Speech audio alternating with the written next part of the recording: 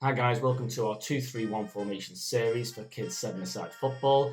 This is part 3 of 4 videos. In the first one, that was an introduction or an overview of the 2-3-1 formation. Second one was about playing out from the back, that's phase 1. This is going to be discussing phase 2, where what we do when we break into the other team's half and how we go about trying to create chances to score goals. And finally, we'll move on to part 4, which will be what we do when we lose possession.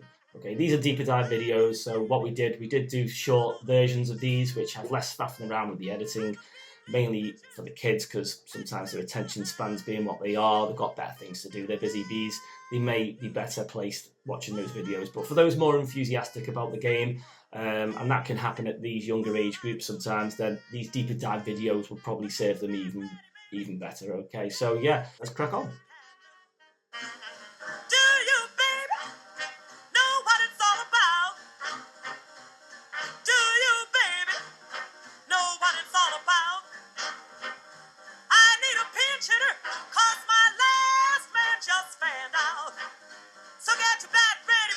Welcome back to our series of the 2-3-1 formation when playing at 7-a-side kids football.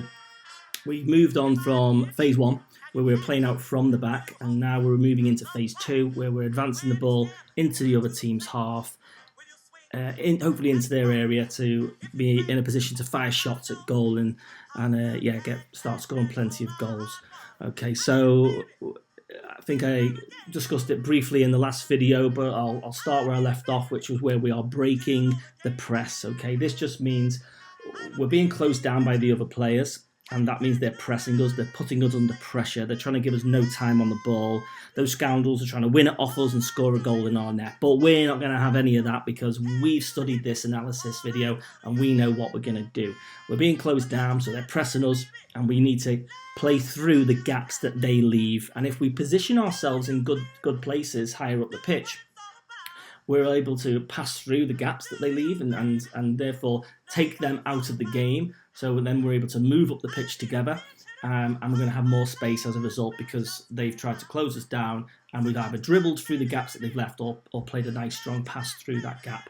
And because we're in good positions on the other side of that press, now we're quids in, we're going in on goal.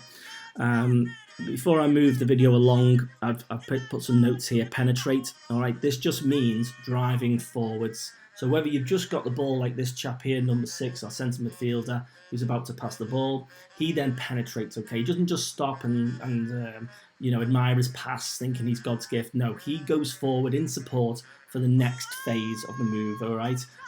Same with the forward. He's looking to penetrate, meaning get into the box, cause havoc. Okay, try and position himself between the goalposts is what our forward is typically trying to do. Give himself the easiest opportunity to score a goal. So nothing fancy there, even though it sounds like it. Again, we've got our players holding width, being super disciplined, and this is the point, guys. You've got to realise. I may have said it already, you can't just focus on what's happening in the here and now. You've got to think now steps ahead of the game. What's going to happen in 2 or 3 passes down the line? So, okay, maybe you're standing out wide and you're feeling a bit isolated and you're going, oh, well, I'm nowhere near the ball, so, I want to be involved. Well, trust me, if you think, well, hold on, if I hold this position, I'm taking a defender usually with me, making space for my fellow teammates, but then I can now drive, penetrate forwards, and receive a pass from my teammates because we're all working together to score a goal. That's going to happen in 2 or 3 passes or passages of play down the line, not right that second. So it's about being patient and being a team player. So I'm going to move this video along now. You'll see the staggered lines here because when we've passed the ball, we're switching the play to our clever defender who's made a lovely forward run. I think I've said it again, guys. Try and play that ball in front of the players. You can, as long as you're passing it to them, that's great. But if you're passing behind them, they've got to stop their run. They lose momentum, and the attack therefore starts to become a bit slower. We want to make the players run their legs off and get super tired. So to do that, we need to be quite forward thinking, moving that ball forwards. And if we play it in the path in front of our players, it means they can run onto it and then carry on with their momentum and get into their box or their final third a lot quicker than if we were to play it right at them or even behind them. And the staggered lines also indicate shuffling across, so we've covered that before. This defender, he switched on, he wants to protect his goal at all costs. So he's going to shuffle across now that we've moved the ball over to this side. I said it before, again, this winger here, he's not going to come across too much. He's going to hold his width. He's going to probably try and get into the box, but he's certainly not going to come over to this side of the pitch beyond this imaginary midline of the pitch here, okay? He's going to hold that width, create space for himself and others. Okay, so our defender's now passed it forward to our wide man. And look, we're in a great position here now. We're in wide, he can choose to cross it. We've got a triangle being formed, so he can choose to pass it back to a centre midfielder or even back to keep possession of the ball. I like to say our phrase or our motto within our team is get the ball, keep the ball, pass the ball. So that's all part of those aligned with that ethos, yeah. Okay, so we're still in phase 2. It's gone from breaking the press now to focus on creating 2v1s or 3v2s. What does that mean? Well, that means you want to outnumber the opposition. You want to create overloads. All right, so when you've got more players in a certain area of the pitch than the others, that's magic, that's what you want, and that's called an overload. That's brilliant because the reason why you want to do that is because it gives you more chance of being able to play around their player who's chasing you around and again, getting super tired. Also, you're able to confuse that player. So in this scenario here, we're going to create a 2v1 because our centre midfielder's picked up the ball. He's got great ability, he's eagle-eyed and he's noticed our defenders come forwards, and now in this dashed area we now got 2 players compared to their 1 left back in this area right now, okay?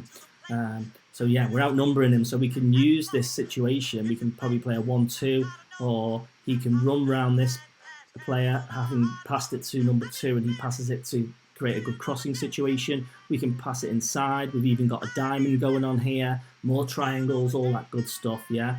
Move it on again, and all of a sudden it's become 3v2 because our forward, he's switched on, he's come over to support. But this yellow defender, to be fair to him, he switched on as well. He's going to follow him in this scenario, okay? He could have stayed there, but he's thinking, no, I need to mark this guy because he's a threat, he's really good. But in doing so, we've drawn him out, and he's now left this space in here, which we can hopefully capitalise on. So one of our players is going to run into that situation, and in this scenario, it's going to be our centre midfielder. So we've created a situation where we're overloading, we're outnumbering the opposition here in a 3v2 situation.